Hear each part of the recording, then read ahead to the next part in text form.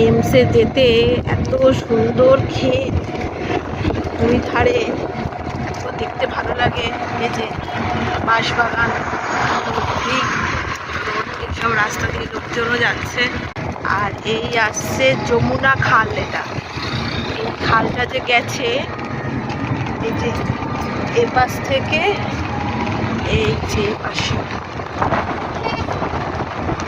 যমুনা খাল বলা হয়। এরপরে এমসে চলে আসবে। ভীষণ সুন্দর রাস্তা, পুরো পরিষ্কার ঝকঝকে, নেই। আর তেমন সুন্দর পরিবেশ, গাছপালা।